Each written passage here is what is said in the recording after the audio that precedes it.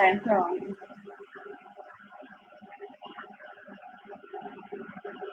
então,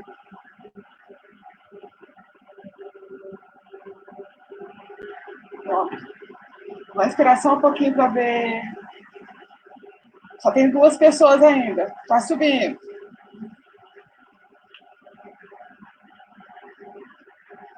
Chegou a Letícia. Olá, Oi, Lê. tudo Boa bem? tarde. Vamos lá. Aí, O como tá, pessoal já está entrando, você está conseguindo ver aí? tá tudo certo. Ela já falou que tá ouvindo bem, né, doutora? Pessoal- Ouvindo tudo certo. E Ai, você, que Lê? bom. Bora, vamos começar. Bora, a gente vai fazer essa live com a doutora, né? Super linda, maravilhosa, doutora Obrigada. Daniela. Eu sou a criadora do grupo, a Letícia é moderadora. Então, a gente vai fazer esse bate-papo, né? Super útil para o grupo nesse momento sobre pele.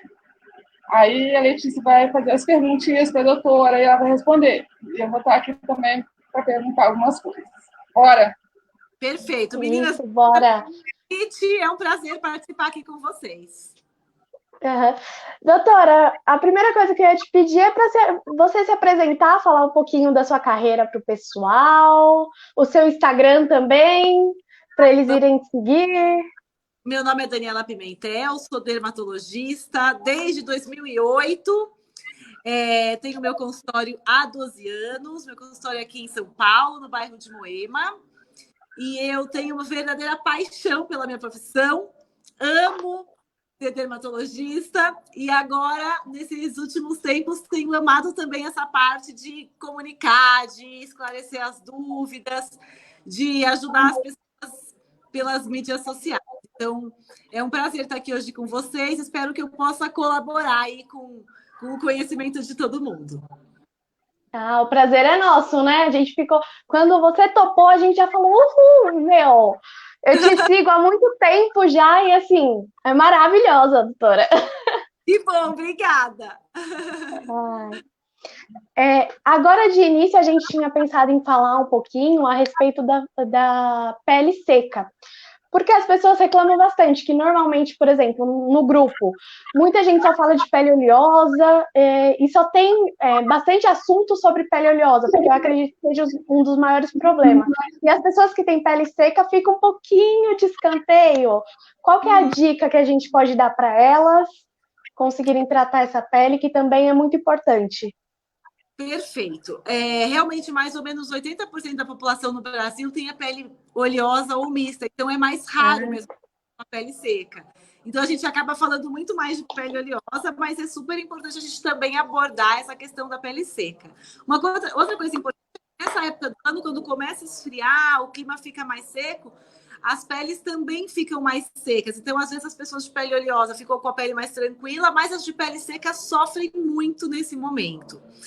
Então, como dica assim, para o dia a dia de cuidados gerais, a primeira coisa é uma higienização bem suave. Então, usar sabonetes específicos para pele seca, de preferência esses sabonetes que a gente chama de Sindet, né?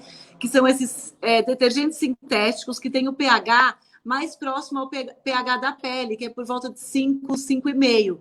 Porque isso evita de ressecar a pele, isso já ajuda a manter a pele mais hidratada. A segunda dica é usar hidratante religiosamente todos os dias, de preferência 2 vezes por dia. E o que eu sempre também não deixo de falar é em relação à importância do filtro solar, né, da fotoproteção, independente da época do ano ou de tipo de pele. E nesses casos, escolher um filtro que também tenha um poder mais hidratante. Então, acho que o mais importante é a gente saber fazer a higienização correta da pele seca, sabonete tipo Sindet, evitar esfoliação, evitar muitas maquininhas, coisas que possam lesar a barreira cutânea, né? Que hoje a gente sabe que muita esfoliação, muita coisa assim pode lesar a barreira cutânea, e os pacientes atópicos, por exemplo, que são pacientes que tendem a ter pele seca, já tem essa alteração de barreira cutânea. Algumas outras doenças como acne, rosácea, também podem ter alteração de barreira cutânea. Então, a gente insiste muito nessa higienização suave, mais a hidratação. Uhum. Principalmente nessa época Sim, do ano, tende a piorar. Uhum. Evitando a esfoliação e a argila. A argila pode usar em pele seca? Aquilo é mais um ativo para pele oleosa, né? Eu não recomendaria muito para pele seca, não. Eu perguntei isso porque normalmente quando eu passo argila no rosto eu já venho esfoliando, então fica a dica pro pessoal, né? Talvez uma vez, assim, por mês, uma frequência mais baixa, não com muita, como uma rotina. Entendi. Deixa eu ver aqui se já tem comentários. Tem comentário aí, Ed? Eu também quero fazer uma perguntinha, né? Bem especial, que é diretamente para mim, sabe? 39 anos, minha pele já é madura e eu tenho bastante melasma, né? Estou lutando com isso já tem uns 7, 8 anos, foi por isso que eu criei o grupo mesmo. Então, eu queria alguma dica, assim, que você pudesse me dar para cuidar desses melasmas, porque a minha pele ainda é sensível e eu não posso dar ácidos.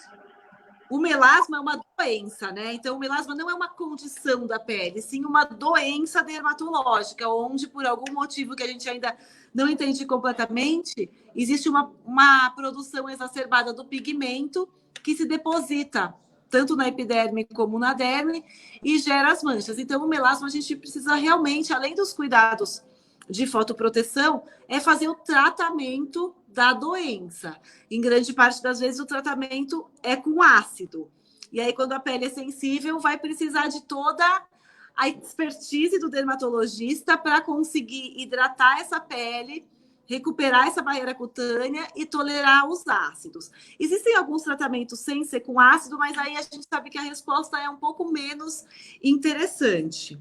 Mas hoje em dia a gente também tem alguns medicamentos por via oral que a gente pode usar no melasma, mas isso tem que ser uma consulta médica, porque a gente precisa conhecer todos os antecedentes dos pacientes, muitas vezes até pedir alguns exames de sangue para fazer alguma investigação, para poder utilizar alguns desses medicamentos mesmo por via oral. E também tem os antioxidantes por via oral, que também são super interessantes, porque eles deixam as pessoas com uma resistência maior à luz, então evitam de piorar com a exposição da luz. Mas assim, como dica, a primeira é nunca deixar de usar o fotoprotetor, de preferência o fotoprotetor com cor. A gente sabe que a cor protege mais da fração da luz visível. Vamos lembrar que o sol ele tem a radiação ultravioleta, também tem a luz visível e a infravermelha.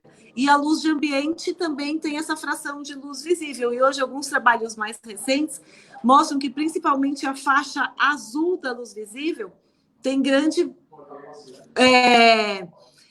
ação no melasma, né? Principalmente nas recidivas do melasma. Então, protetor solar todos os dias. Agora, com a quarentena, que a gente está ficando mais em casa, algumas pessoas me perguntam, mas eu preciso mesmo usar protetor solar em casa? Eu digo que sim, porque a gente sabe que a luz visível ela também produz radicais livres, que também colaboram com o aparecimento de mancha e com o envelhecimento. Então, mesmo estando em casa, é interessante que use. E quem tem melasma, é interessante que use o protetor com cor, mesmo estando em casa o dia inteiro, porque a luz visível de casa também pode ser um fator de piora do melasma. Então, o uso do protetor solar religiosamente, todos os dias. Quem tem melasma, eu também peço para reaplicar ao longo do dia. Então, reaplicar na hora do almoço. Minha cachorrinha está aqui, querendo participar. Ó. Que linda! Reaplicar na hora do almoço, passar um pozinho, passar maquiagem. Quanto mais coisa a gente passar aí, melhor para a gente proteger do melasma. E o tratamento aí a gente vai variar dependendo de cada paciente, mas em geral é com ácido. Então, os pacientes de pele sensível precisam ter um pouco mais de cuidado aí nesse tratamento, talvez usar em noites alternadas ou até menos, fazer uma hidratação bem importante antes de passar o ácido. Aí vai depender da particularidade da pele de cada paciente.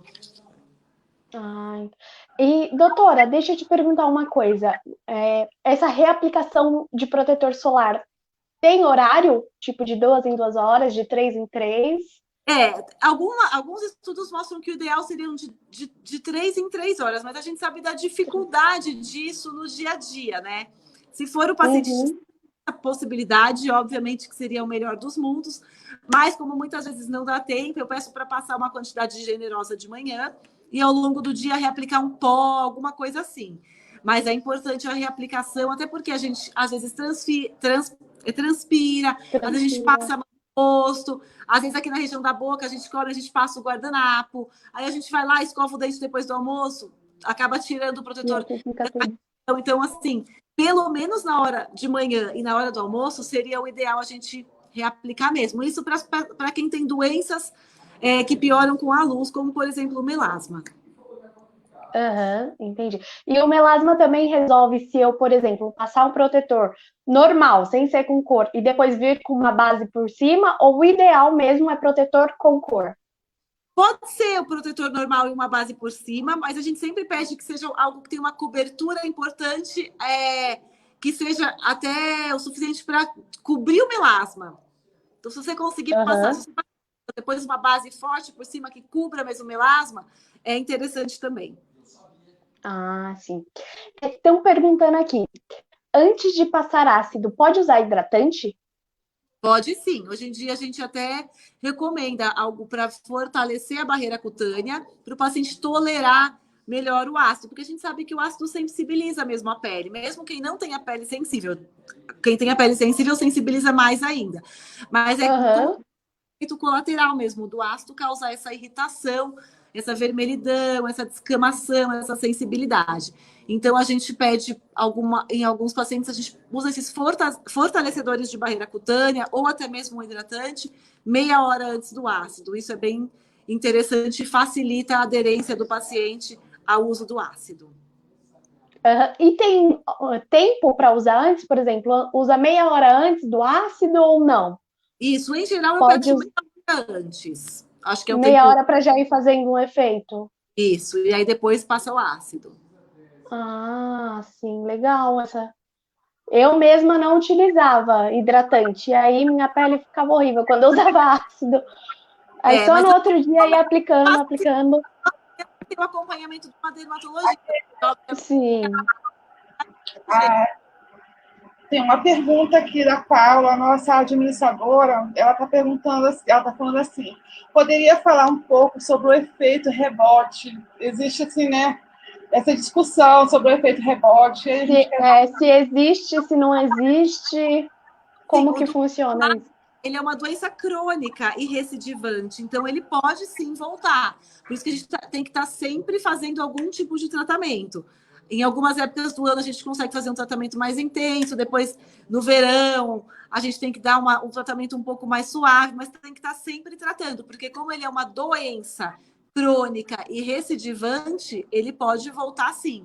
Principalmente se tiverem os principais gatilhos, como exposição solar intensa, uso de reposição hormonal, uso de anticoncepcional, gestação, que são fatores que facilitam o aparecimento do melasma. Então, tem que estar sempre cuidando, sempre passando algum clareador, sempre usando o filtro solar regularmente, porque ele pode sim recidivar. Independente do tratamento que seja feito, inclusive tratamentos que a gente faz em consultório, peeling, laser, microagulhamento, se o paciente deixa de cuidar, pode recidivar sim. Pode. E efeito rebote de pele oleosa também existe? Se eu passar produtos muito agressivos? A pele oleosa é uma condição assim da pele, algumas vezes pode estar relacionado a alguma doença, né? Algumas doenças hormonais podem cursar com pele oleosa. E aí, além dos cuidados e o skincare adequado para a pele oleosa, também existem alguns tratamentos, né? O uso de alguns produtos tópicos ou até alguns tratamentos por via oral, alguns remédios que vão ajudar no controle da pele oleosa. O que a gente, hoje, pelos conhecimentos mais atuais, assim, que a gente tem, é que não é tão interessante a gente fazer muita coisa para ressecar. Então, usar um sabonete muito forte, um tônico muito alcoólico, porque hoje a gente sabe que os pacientes de pele oleosa, além do aumento da quantidade de sebo, eles têm uma alteração da qualidade do sebo. Então, hoje a gente prefere regular essa qualidade com alguns produtos do que ficar com essas tentativas de ressecar. Então, cada vez menos a gente quer ressecar muito, a gente quer controlar a qualidade e a quantidade do sebo com produtos específicos. E não ficar lavando, esfoliando e usando muitas coisas para secar. Aham. Ah, muito interessante isso, porque o pessoal normalmente, eu mesma fazia muito isso antes. Passava sabonete, passava tônico muito forte, depois um ácido, e aí acontecia, acredito que o efeito rebote que muita gente fala, né? Hoje em dia a gente prefere pegar mais suave, assim, na questão da higienização, Uhum. produtos mesmo para melhorar a qualidade e a quantidade do sebo. E quando necessário, associar alguma medicação, mas claro que sempre com acompanhamento médico, né? Exatamente, isso é importantíssimo, né? Sim, Tem mais uma pergunta aqui, da Maria Regina. Posso usar medicamentos, adapaleno e tal, e ácidos na mesma rotina? Ou tem que ser alternado? eu não entendi, porque o adapaleno ele já é um tipo de ácido. Ela quer usar o adapaleno e outro ácido? Eu não sei se ela vai perguntar de novo. Maria Regina, você pode especificar isso para nós? Mas já entrando nesse assunto, eu posso misturar ácidos Eu não sei qual seria a vantagem de misturar ácido. disso? No meu entendimento e na rotina com os meus pacientes, Aham. o que eu acho mais adequado para o paciente, não fico misturando. Mas existem algumas condutas que podem variar. Existem alguns médicos que dão intercalando uma noite um ácido, uma noite outra. Eu, no meu ponto de vista, eu escolho o que eu acho mais adequado para aquele paciente e não misturo. Lembrar que todos eles têm efeitos colaterais de irritação de pele. Você mistura dois ácidos, no meu entendimento, você vai ter mais efeitos colaterais. Então, eu não costumo misturar na minha indicação com os meus pacientes. Eu escolho se é acne, se é melasma, se é uma crescimento, eu escolho o que eu acho mais adequado para aquele paciente e vou em um tipo só. Às vezes eu mudo ao longo do ano, então às vezes eu estou com ácido mais forte no inverno, no outono e inverno, depois eu passo para o mais suave no verão, mas usar os dois na mesma rotina, no meu ponto de vista, eu não vejo muita vantagem, mas até existem alguns dermatologistas que usam, então isso fica bem individual. Bem a critério de cada dermatologista e analisando a pele mesmo do paciente, né? Exatamente. Ó, uma pergunta muito interessante aqui. Pele ressecada pode gerar acne? Ou é só as oleosas que têm acne? A gente pode ter acne também em pacientes de pele ressecadas. E vamos lembrar mais uma vez que a acne é uma doença que altera a barreira cutânea, então já pode ter essa sensibilização da pele, também dependendo do grau da acne. Então, sim, é mais raro, mas existem pacientes que têm acne, pode ter a pele mais ressecada. Em geral, são pacientes que também possam ter dermatite atópica, são pacientes que têm algum antecedente de atopia. Por isso a importância da gente conhecer o paciente como um todo, conhecer os antecedentes. Às vezes a pele está mais ressecada porque está usando algum tipo de medicamento também. Então, é tudo importante a gente conhecer o paciente como um todo, né? Para poder conduzir melhor esses casos.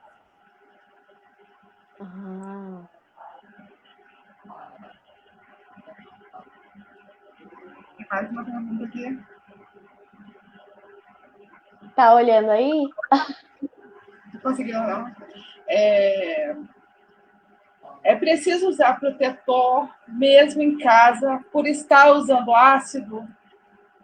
Com certeza, independente do uso do ácido, tem que usar protetor solar todo dia. Se estiver usando ácido à noite, principalmente se for o ácido retinóico, derivados, é super importante usar o protetor todos os dias. Então, assim, na minha opinião, não tem que ter dúvida. Tem que usar protetor todo dia para a gente fazer uma prevenção do envelhecimento e prevenção de manchas. Vamos lembrar que essa luz visível, essa luz dentro de casa, ela não causa câncer de pele. Só que a gente também está preocupada. Obviamente, a gente está preocupado com uma prevenção do câncer de pele, mas eu acho que grande parte de nós também está preocupado em fazer prevenção do envelhecimento e prevenção de mancha. Daí a importância de usar o filtro solar todos os dias, mesmo dentro de casa. E, doutora, tem mais algum produto que seja essencial para o uso? Por exemplo, protetor solar, que precisa usar todo mundo, e hidratante também é um produto essencial? Tem mais alguma coisa assim que é essencial que todos podem usar? Na minha opinião, a higienização adequada e a hidratação e a fotoproteção são 3 passos essenciais na rotina de todo mundo. Claro que sempre adequando ao tipo de pele, à necessidade do momento, mas higienizar direitinho. O que não quer dizer higienizar em excesso, é higienizar adequadamente. hidratar. Uhum. Solar é super importante. Muitas vezes os protetores solares já têm alguns princípios ativos que ajudam na hidratação. Então, muitas vezes a paciente já passa o filtro e já tem o benefício da hidratação. Mas eu gosto sempre, nos meus pacientes, de deixar orientado sempre essa rotina e, obviamente, que eu acrescento alguns outros passos, né? Mas a higienização e a fotoproteção, na minha opinião, são fundamentais. Essa higienização adequada é muito interessante, principalmente quando a gente olha uma rotina coreana, que tem cleansing oil, o sabonete, que vem também a esponjinha. Qual a sua opinião disso? Você acha que essa seria uma rotina exagerada? Eu acho que eu acho um pouco exagerada. Eu acho que não tem necessidade de coisa. Eu acho um pouco exagerada. Eu acho que, assim, 12 passos, né, que seria da rotina coreana, eu acho que é quase inviável. Muita coisa. Por longo prazo, a gente pode até fazer isso um outro dia, mas fazer isso todos os dias, eu acho que não é tão prático, e no meu ponto de vista, a gente consegue resumir esses todos os passos em alguns que são mais fundamentais. Eu confesso que eu não tenho esse tipo de rotina, e muitas vezes os pacientes chegam usando, e eu até dou uma resumida ali, dependendo da necessidade de cada paciente. Interessante. E também, na mesma questão, a esfoliação todos os dias faz bem ou não para a pele? No meu ponto de vista, não tem necessidade nenhuma de fazer esfoliação todos os dias. O que eu oriento para os meus pacientes é que não faça, mas é claro que, em geral, meus pacientes estão fazendo algum tipo de tratamento, e grande parte é com ácido, que é para prevenção do envelhecimento, ou está tratando uma acne, está tratando um melasma. E aí eu peço para não fazer esfoliação, porque o próprio ácido já vai fazer uma esfoliação química. E às vezes você vem e faz a esfoliação física, e isso acaba até sensibilizando mais a pele e dificultando a aderência aos meus tratamentos. Então, os pacientes que estão em tratamento, a minha recomendação é que não faça esfoliação. O paciente que não está fazendo nenhum tipo de tratamento, acho que se quiser fazer uma esfoliação, mas não todos os dias, porque isso também pode piorar a questão da barreira cutânea. E eu acho que quando a gente fala em esfoliação física, existem diversos tipos de esfoliantes, cada paciente vai fazer de uma maneira, vai pôr uma pressão, vai fazer por um tempo. Alguns fazem por um tempo maior ou menor, uns usam água mais quente, outros não. Então, acho que fica algo muito variável. Então, a gente tem que tomar muito cuidado com essas esfoliações em casa. Tem paciente que esfolia durante, 5 minutos, 10 minutos, faz isso todo dia, põe uma força maior. Às vezes, isso pode sensibilizar a pele. Então, eu tenho o pé um pouquinho atrás com essa questão da esfoliação. Tem que ter muito bom senso, tem que ser uma pessoa muito bem orientada. E, na minha opinião, quando está fazendo uso de ácido, não precisa esfoliar, não, nem deve. Entrando nesse assunto também do ácido, que ele faz um peeling químico. O que é um peeling químico? Eu vi que muita gente no grupo estava comentando isso esses dias. O peeling são algumas substâncias que a gente aplica na face que tem o poder de aumentar o turnover celular, fazer as células se regenerarem mais rápido, e isso a gente vai ter clinicamente uma melhora de textura de pele, de poros, de rugas finas e inclusive de manchas. Então, essa peeling quer dizer descamação, né? A palavra peeling é descamação. Então, são esses produtos que fazem esse turnover mais rápido, que a gente tem a camada basal, onde tem as células basais, e elas vão se diferenciando, formando as outras camadas, até chegar na córnea, que é a camada que a gente chama de células mortas por não ter núcleo, e depois ela vai sair. Então, quando a gente usa algum desses produtos, esse turnover é mais rápido e acaba descamando. Se bem controlado, tem muitas vantagens, mas se também descontrolado, pode gerar muita sensibilidade, vermelhidão, descamação. Por isso que a gente tem que ir dosando e fazendo de acordo com a necessidade de cada paciente. De cada um. Entendi. Teve uma pergunta aqui que eu achei muito interessante. Ai, deixa eu ver, acho que eu perdi ela. Não. O protetor solar é a melhor forma de prevenir o envelhecimento, aliada a bons hábitos de vida? Tem cosméticos também que pode prevenir? Com certeza absoluta. Hoje a gente sabe que a gente tem um envelhecimento intrínseco, que é o envelhecimento geneticamente programado, que a gente já nasce com essa genética. Com a genética, envelhecimento extrínseco, que está relacionado aos fatores externos. Alguns trabalhos falam que a gente tem 20% do envelhecimento está relacionado ao intrínseco e 80% ao extrínseco. Então, 80% é o nosso estilo de vida. E desses fatores externos, o mais estudado é a radiação solar. Então, hoje a gente sabe que a radiação solar é o principal causador do envelhecimento extrínseco. Junto com ele também já tem muito estudo em relação à poluição. Então é outra coisa que a gente tem que ficar atento, principalmente a poluição associada à radiação, também é um outro vilão. Outras coisas que interferem no nosso envelhecimento: estilo de vida, dieta, qualidade de sono, tabagismo, tudo isso faz parte desses fatores extrínsecos que a gente chama.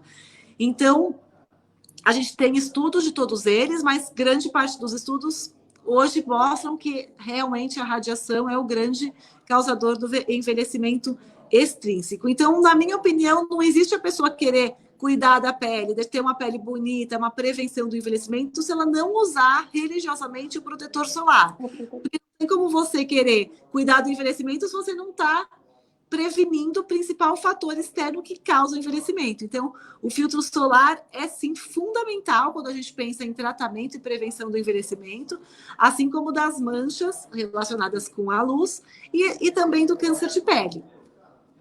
E o uso da vitamina C é essencial?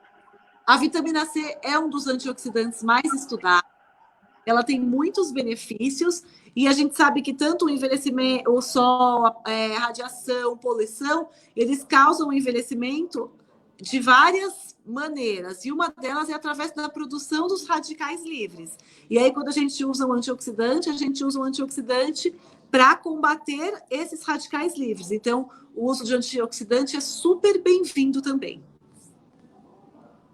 Então, a acumulação de protetor solar com antioxidante ajuda muito na prevenção.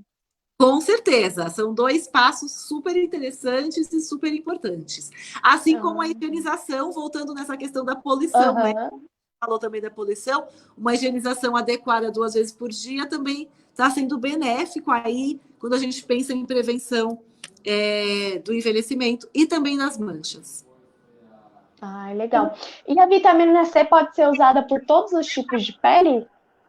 Em geral, sim. A gente, em medicina, a gente fala nunca nem sempre, porque pode variar. Claro que vai depender de situações, de algumas condições do paciente, mas em geral a gente pode usar sim. A gente tem que adaptar bem o veículo, achar um veículo que seja ideal para aquele tipo de pele, mas a grande maioria dos pacientes pode usar. Existem pacientes que têm algum tipo de reação? Existem, mas não são tão comuns. Então, às vezes, quando o paciente tem alguma reação, eu até, quando eu dei mais de uma coisa, eu vou tiro tudo e vou reintroduzindo aos poucos para a gente ver o que foi. É muito raro ter algum tipo de reação à vitamina C, mas ela pode sim existir. A gente tem que estar atento a isso. Aqui, ainda falando da vitamina C, se a embalagem assim, fica mais alaranjada e o produto muda um pouco de coloração, isso quer dizer que ela oxidou e não tem mais benefício mesmo? Olha, o que eu tenho conhecimento são dos produtos que eles apresentam os estudos científicos para a gente. Então, dos produtos que a gente indica, existem alguns que podem mudar um pouquinho a cor ao longo do uso, mas existem trabalhos mostrando que até 4 meses, apesar dela mudar um pouquinho de cor, ela ainda está tendo efeito. Mas eu não posso falar sobre todos os produtos, até porque existem alguns produtos que a gente não tem o conhecimento científico. Dos produtos que a gente recebe em consultório, que a gente tem estudo científico, a grande maioria garante que está sendo entregue a vitamina C durante o período que eles apresentam que foi feito o estudo. Mas eu não posso falar sobre todos os produtos, porque muitos eu nem conheço cientificamente, entendeu? Entendi. E isso vai muito de produto para produto, né? Também é complicado mesmo essa pergunta. Aí é interessante conversar com o seu dermatologista se esse produto que ele deu, se está mudando de cor, se é um produto que que foi demonstrado que tem eficácia mesmo, mudando um pouquinho de cor, que tem alguns que a gente gosta bastante, que pode sim acontecer isso, mas tem trabalho mostrando que está garantida a eficácia durante X meses. Aí é interessante ver qual produto é, para ver qual estudo que mostra que garante que ele está tendo eficácia mesmo com a mudança discreta da cor. Uhum. Eu vi uma pergunta ali em cima falando sobre pele oleosa também.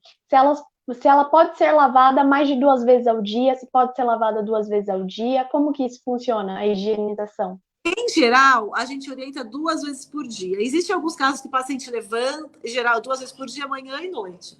Que o paciente levanta e vai, por exemplo, lava o rosto, depois vai para a academia, depois volta e lava o rosto de novo.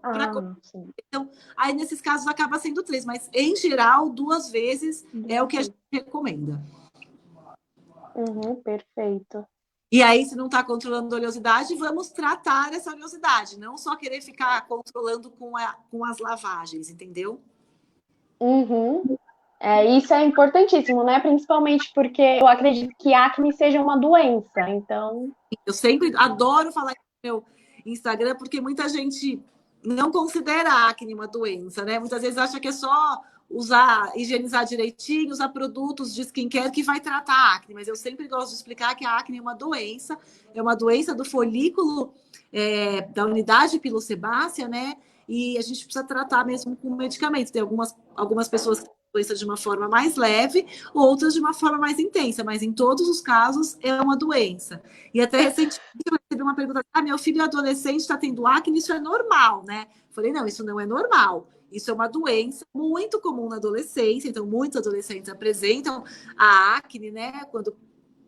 A partir dos 9, 10 anos já pode começar, mas não deixa de ser uma doença. E como é uma doença que deixa cicatrizes, a minha orientação é que sempre faça o tratamento mesmo. E não vai ser só com skincare, é skincare adequado, mais medicamentos, sejam esses medicamentos tópicos, né? Só de passar, ou até sistêmico, dependendo do grau da acne de cada paciente. E mais uma coisinha, o que está muito assim, muito falado, é essa esponjinha tão cara, né, que as pessoas pagam muito dinheiro por ela, e a gente quer muito saber se ela é mesmo necessária, né? Fala um pouco sobre essa escovinha, a Foreva. Do meu ponto de vista, eu não vejo grandes vantagens. Eu acho que a maior vantagem é que o paciente gosta de usar, né? E é uma sensação boa, um bem-estar na hora do uso, mas em relação a vantagens, eu não vejo grandes vantagens. É uma higienização mais completa. Realmente, assim, eu nunca vi nenhum estudo mostrando as vantagens. Eu já vi alguns estudos mostrando que, dependendo da maneira como o paciente vai usar, paciente que usa com alguns tipos de óleos, já teve até alguns efeitos colaterais importantes, por exemplo, como uma foliculite do paciente que usou junto com alguns tipos de óleo, ou paciente que usou em excesso. Então, assim, eu não vejo grandes vantagens, acho que pode até ser uma sensação legal usar de vez em quando, mas assim, eu não oriento para os meus pacientes, e quando o paciente já vem usando, dependendo do tratamento que eu dou, até peço para usar menos. E ela acaba fazendo uma esfoliação também, né? Exatamente. E aí, quem tem problema de barreira cutânea, como acne, rosácea, dermatite atópica, psorias que já tem a barreira cutânea lesada, se você fica esfoliando ou fazendo muitas esponjinhas, isso tudo pode até piorar a questão da barreira cutânea. Então, eu vejo assim, com bastante moderação, o uso desse tipo de produto. Perfeito. Outra Deixa eu ver aqui. O próprio também pode causar alteração da barreira cutânea. Então, às vezes o paciente tem uma pele normal, mas o próprio processo de envelhecimento vai causando essa alteração, então a gente tem que estar atento também com isso. Interessante isso. Eu não sabia que o próprio envelhecimento poderia dar essa diferença. Pode sim, as alterações hormonais também, que são que acontecem com a gente conforme a gente vai envelhecendo, também podem alterar bastante a pele. Sim. E essa alteração de pele seria os tipos, por exemplo, eu tenho agora pele seca. Aí acontece alguma coisa e minha pele pode virar oleosa, é isso? O mais comum é o paciente ter a pele mais oleosa na adolescência, pelas alterações hormonais, e uma tendência ao ressecamento na menopausa. Mas claro que tudo vai depender de cada paciente, dos seus antecedentes, está tomando algum remédio. Então é difícil falar assim. É difícil você ter sua pele seca e do nada sua pele ficar oleosa, tem que ser até investigado. Existem algumas doenças que podem cursar, né? Existem tumores de adrenais. São doenças mais raras, mas que podem sim se manifestar como oleosidade, como acne. Então, quando tem alguma mudança muito brusca, assim, a gente precisa fazer uma investigação para entender o que está acontecendo. Entendi. Deixa eu ver as perguntas do pessoal.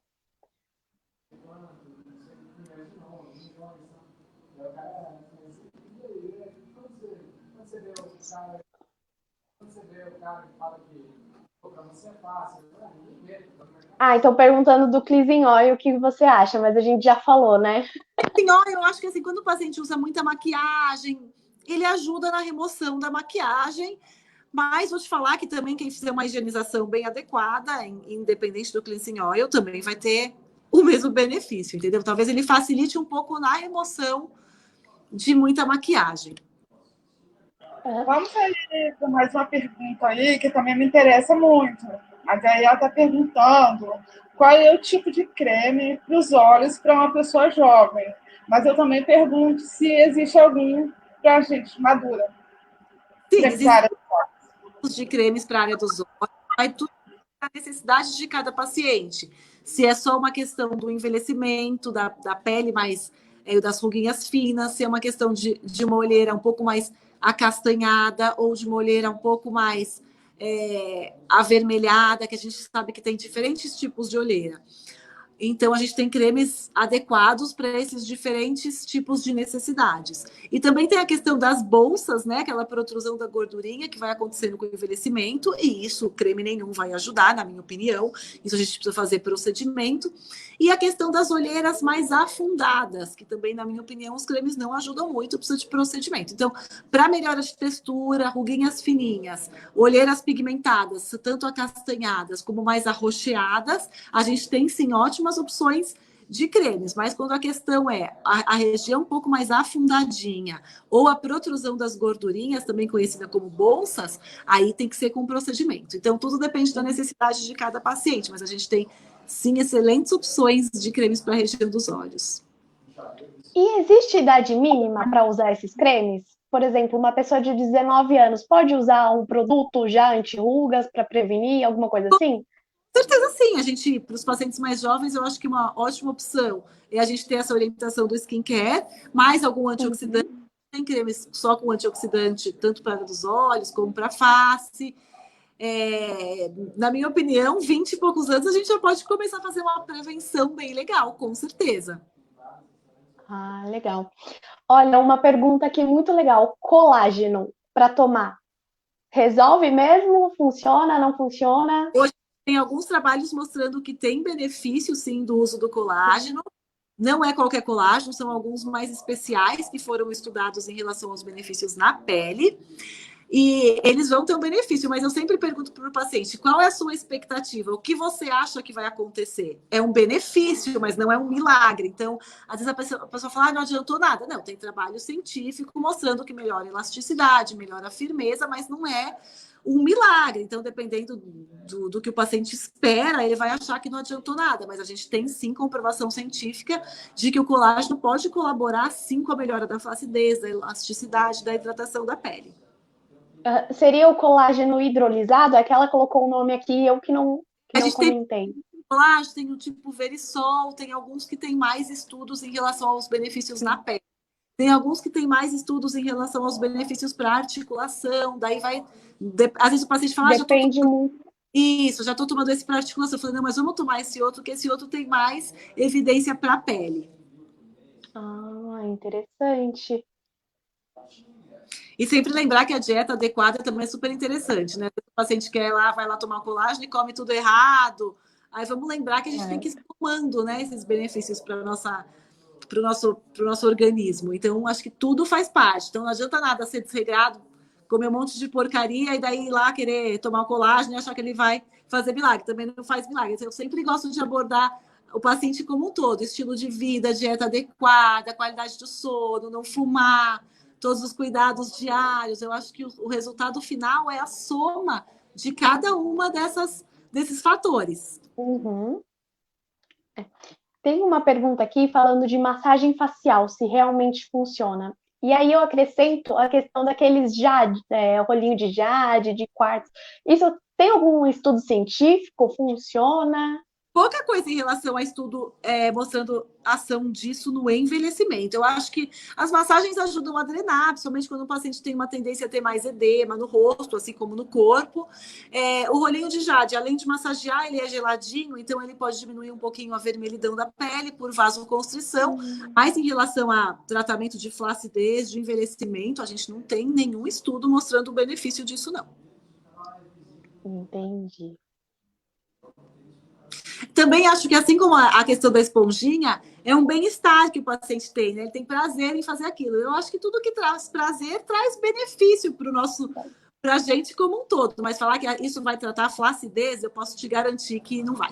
Eu gosto muito de estudar a questão da flacidez, de estudar os tratamentos de flacidez, trato muitos pacientes com essa queixa e eu sei o quanto é difícil a gente ter bons resultados. A gente tem que ser bem firme em todos esses passos, né? Skincare, dieta adequada, suplementação, bioestimulador injetável, tecnologias, e muitas vezes a gente fica super satisfeita com o resultado. Então, a questão da massagem, na minha opinião, tem os benefícios do bem-estar, diminui edema, mas tratar a flacidez, na minha opinião, não trata. Doutora, estão perguntando aqui no meu privado sobre rosácea. É para a senhora falar um pouquinho sobre essa condição.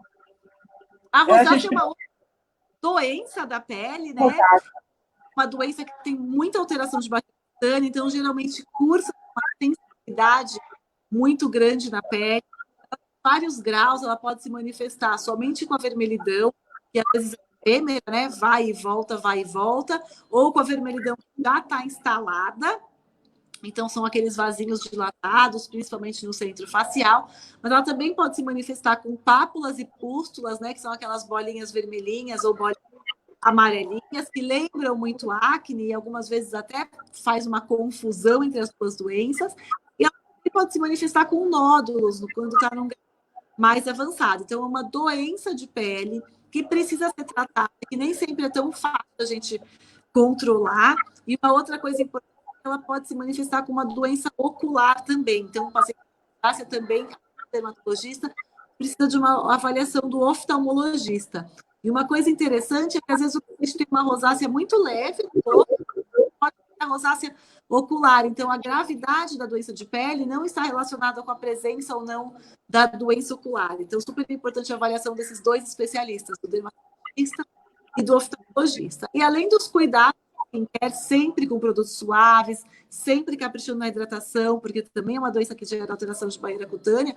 A gente tem alguns medicamentos que aí vai depender do grau da rosácea para a gente definir qual medicamento a gente vai usar para aquele paciente. Então, a gente tem alguns tipos de medicamentos tópicos e também medicamentos sistêmicos, e aí a gente vai usar isolado ou associado, ou uma fase uso tópico e numa fase que está pior uso sistêmico, aí vai depender de cada paciente. A gente também tem as tecnologias, né, que ajudam no tratamento da rosácea, luz intensa pulsada, laser, que ajudam principalmente nos vasinhos e na vermelhidão, porque grande parte dos medicamentos melhoram as pápulas, melhoram as pústulas, melhoram os nódulos, mas não melhoram tanto a vermelhidão. Então, a questão da vermelhidão, em geral, a gente vai precisar associar algum tratamento, tipo luz intensa pulsada e laser, para a gente ter melhora. E, doutora? Eu agradeço muito. Preciso finalizar, né, Letícia? Já tem 40 minutos, a doutora está quase ficando rouca já. Então tá... Verdade. E eu acho que o Facebook deve derrubar também, né? Eu não sei, porque eu nunca entrei pelo Facebook. Foi a primeira vez, Letícia, você que me ensinou. É verdade. Pelo Instagram, eu sei que o Instagram derruba. Várias lives minhas, eles me derrubavam. E eu ficava, ai, meu Deus. Não, mas vamos lá. Tem mais dúvida aí? Será que eu consegui esclarecer aí se vocês me perguntaram? Se ficou alguma coisa que não está muito bem clara, podem me perguntar, meninas. Estou à disposição de vocês. Não, acredito que tudo foi bem bem esclarecedor. Até agora, todas as dúvidas. Que bom. Deixa eu perguntar só mais uma, que eu achei muito interessante. Com relação ao bigode chinês, a melhor alternativa é preenchimento? Então, hoje a gente sabe que o bigode chinês ele se forma por conta do envelhecimento da face como um todo. Se você me fizesse essa pergunta há 10 anos atrás, eu ia te falar preenchimento do bigode chinês, certeza. Só que os estudos vão evoluindo muito, principalmente os estudos de anatomia relacionados ao envelhecimento. Hoje a gente sabe que conforme a gente envelhece, a gente tem alteração da estrutura óssea do rosto, da gordurinha do rosto, dos músculos, dos ligamentos e da própria pele. Então, tudo envelhece. Então, a gente tem que fazer um tratamento global da face. Então, hoje, se você chegar no meu consultório com o bigode chinês, claro, tem um outro paciente que eu preencho direto ele quando é uma coisa muito sutil num paciente bem jovem. Mas, dependendo da idade do paciente, e aí eu vou avaliar essas demais estruturas, na grande maioria das vezes eu acabo tratando essa região primeiro, que a gente sabe que as alterações dessa região, tanto ósseas, como de gordura, como de pele, que acabam por formar o bigode chinês. É como se isso tudo fosse deslizando e formasse tanto como o bigode chinês. Então, hoje é raro eu tratar diretamente o bigode chinês com preenchedor. Em geral, eu estudo maquiantes, seja com preenchedor ou com associação de tecnologias, e muitas vezes só de você reposicionar os tecidos do terço médio da face já melhora o bigode chinês. Então, hoje, se você me perguntar, é o melhor tratamento o preenchedor do bigode chinês? Eu vou te dizer que não. Eu acho que a gente tem que avaliar o rosto como um todo, melhorar essa região e tratar o bigode chinês depois, se necessário, porque muitas vezes ele já vai melhorar. Letícia, saiu para nós. Aí eles estão perguntando, falando de placidez e o Botox, qual a idade que a gente deve começar a usar?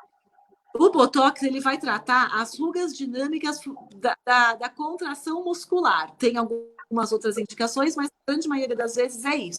Na minha opinião, é super interessante. Eu gosto de iniciar em pacientes jovens, então ele trata essas ruguinhas da testa, em volta do olho.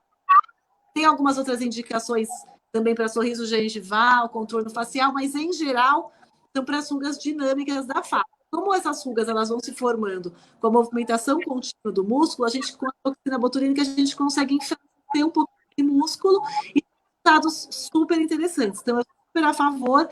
Eu acho que tem que começar jovem, antes de formar mesmo as linhas estáticas. Claro que isso vai variar da idade do paciente, do grau de envelhecimento, mas eu acho super interessante começar. Legal. E vamos finalizando?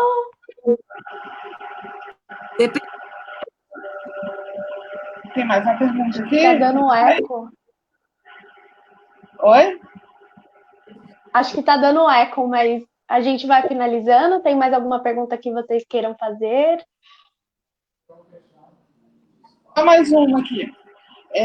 Quando usa retinol para a área dos olhos, a pele fica muito fininha e cheia de linhas, como se envelhecesse mais. E aí, paro de usar porque parece ficar pior. Mas fico em dúvida se deveria mesmo parar. E aí, paro ou continuo? Eu acho que a gente tem que avaliar individualmente essa paciente, se ela não está tendo alguma dermatite de contato pelo retinol, pode acontecer também, e está deixando esse aspecto mais craquelado. Se realmente isso estiver acontecendo, aí a gente tem algumas maneiras de tentar manter a hidratação, seja diminuindo a frequência do hábito, seja hidratando a região um pouco antes, ou às vezes é uma paciente que realmente não tolera esse produto, lembrando que a área dos olhos, por ter a pele mais fina, é uma área que irrita mais fácil mesmo. Então ela pode conseguir usar em outras regiões, mas na área dos olhos ela está tendo essa dificuldade. Então a gente tem que avaliar se é uma intolerância da paciente ou se tem como manejar e fazer com que ela consiga usar. Vamos lembrar que o retinol é uma excelente opção para o tratamento do envelhecimento, mas a gente precisa conseguir tolerar bem esses efeitos colaterais.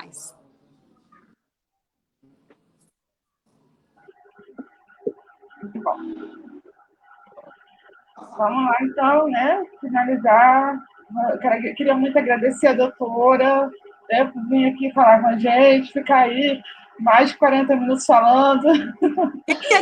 Agradeço muito, queria convidar o pessoal também para curtir o Instagram dela, tem muita dica maravilhosa, né? Daniela Pimentel. E da Rica, né? Da Pele de Rica, que é a da Letícia Holanda. Obrigada. Eu tô feliz de pêssego. Vim falar aqui para vocês, para o grupo de vocês, espero que tenham respondido as dúvidas. Se surgirem mais dúvidas, podem me mandar no meu Instagram. Se tiver muita coisa e quiser me chamar novamente, fique à vontade, a gente pode fazer uma outra live. É sempre um prazer poder esclarecer as dúvidas e poder colaborar com o conhecimento de todas vocês. Muito obrigada, doutora. Eu agradeço demais. E queria saber, está fazendo atendimento online para o pessoal que tem interesse? Só atendimento presencial? Como que funciona? Agora, durante a pandemia, a gente teve uma liberação do Conselho Federal de Medicina e todos os médicos estão fazendo atendimento online. Pelo menos todos estão autorizados. Então, a gente está fazendo... pode entrar em contato com o seu médico e perguntar, porque a grande maioria está fazendo, e acho que assim é uma maneira da gente ajudar também e evitar que as pessoas fiquem se deslocando. Então, a gente está fazendo telemedicina e aqui eu também estou fazendo presencial para os pacientes que precisarem mesmo do presencial. Então, isso não sou só eu, é a grande parte dos médicos. Então, a minha orientação é que se já tem um médico, entre em contato com ele e tentar fazer dessa maneira, que eu acho que dá para ajudar bastante. Então, muito obrigada, doutora, por ter participado, muito obrigada por ter topado isso. Eu que agradeço, é um prazer. Qualquer dúvida que vocês tiverem, estou à disposição. Podem me chamar lá no meu Insta, pode me chamar no WhatsApp se precisar. Estou à disposição para esclarecer se sobrou mais alguma dúvida ou se surgirem outras no futuro. Ok, obrigada. Muito obrigada. Até mais. Tchau, tchau. Até mais. Até mais. Tchau, um beijo. Beijão.